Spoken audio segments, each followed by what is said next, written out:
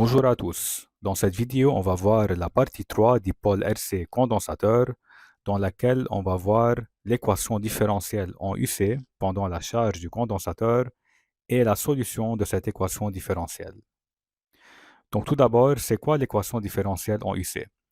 L'équation différentielle en UC, c'est une relation mathématique entre UC et la dérivée de UC par rapport au temps. Donc, si on trouve une relation entre UC, la tension appliquée aux bornes d'un condensateur, et sa dérivée dUC sur dt, donc ça s'appelle équation différentielle en UC d'ordre 1, car c'est la dérivée 1 de UC par rapport au temps. Donc, normalement, dans les exercices, par exemple, on nous donne un circuit, le circuit de charge, qui comporte un générateur de tension E, un condensateur et un conducteur ohmique. Et par exemple, on ferme K à la date T0 égale à 0, donc le phénomène de charge va commencer. Et on nous demande premièrement d'établir l'équation différentielle en UC, de trouver l'équation différentielle en UC pendant la charge. C'est-à-dire il faut trouver la relation entre UC et la dérivée de UC par rapport au temps. Et la deuxième question, il nous donne la forme de la solution de l'équation différentielle. Donc, elle peut avoir plusieurs formes. Par exemple, on va prendre cette forme, UC égale A plus B exponentielle alpha t, avec A, B et alpha sont des constantes, et il nous demande de déterminer les constantes A, B et alpha en fonction de E, R et C.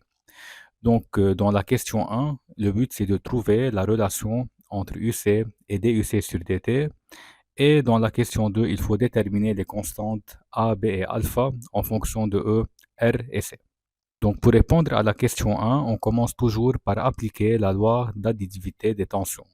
Donc, d'après la loi d'additivité des tensions, on peut écrire UPN égale à UPA plus UAB plus UBD plus UDN. Or, entre P et A, il y a un fil de connexion, donc UPA est égal à 0. Également, entre D et N, UDN égale à 0. UPN, c'est la tension aux bornes du générateur, qui est égale à E.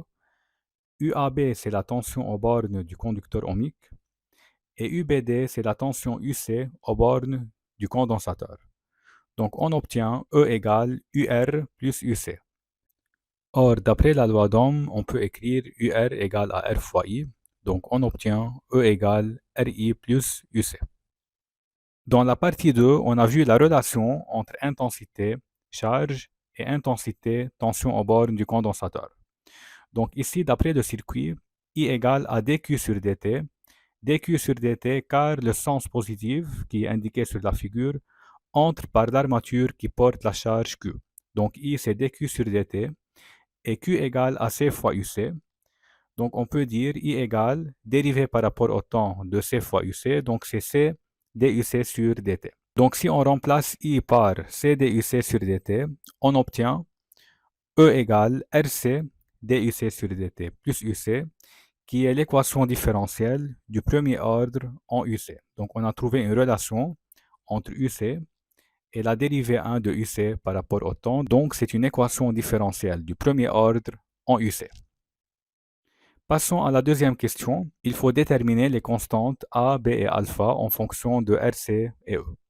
Donc tout d'abord, on commence à trouver la dérivée de UC par rapport au temps. Donc UC c'est A plus B exponentielle alpha t.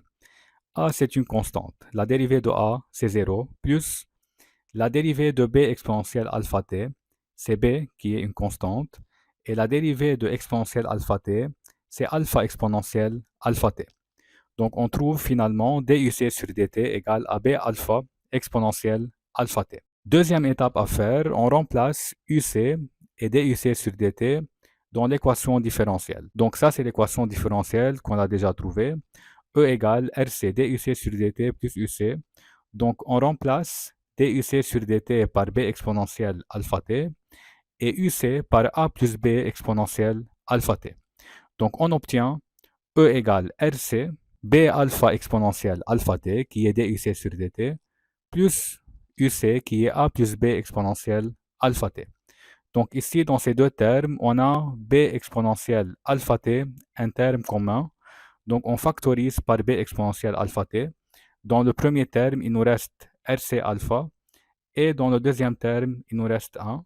Donc on obtient E égale RC alpha plus 1, B exponentielle alpha t plus A. Donc si on compare les deux termes avant et après l'égalité. Avant l'égalité, on a un terme constant qui est E.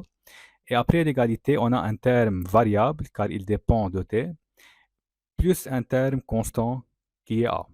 Donc par identification, on peut dire que la constante est égale à la constante, donc A égale à E, et tout le terme variable est nul, donc RC alpha plus 1 B exponentielle alpha t égale à 0.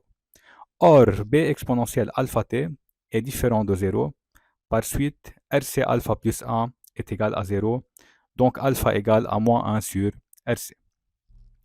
Donc on a trouvé les constantes A et alpha, il reste à trouver la constante B. Tout d'abord, on va remplacer A et alpha dans UC, donc on obtient UC égale à E plus B exponentielle moins T sur RC. Comment on trouve B? Pour trouver B, on travaille à T0 égale à 0. Pendant la charge, le condensateur est initialement neutre.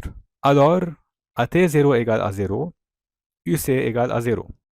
Donc si on remplace T par 0 et UC par 0, on obtient E plus B exponentielle moins 0 sur RC égale à 0. Donc E plus B exponentielle 0 égale à 0. E plus B égale à 0. Par conséquent, B égale à moins E. Donc finalement, on a trouvé que A égale à E, B égale à moins E et alpha égale à moins 1 sur RC. Si on remplace chaque constante par son expression, on obtient UC égale E moins E exponentielle moins T sur RC. On factorise par E et on trouve UC égale E facteur 1 moins exponentielle moins T sur taux avec taux égal à RC. Taux s'appelle constante de temps, c'est une durée, ou bien on l'appelle aussi temps caractéristique du dipôle RC, ou bien constante de temps du dipôle RC. Taux s'exprime dans le SI en secondes, R en ohms et C en farad. On va voir en détail c'est quoi taux, la définition de taux dans la partie 4.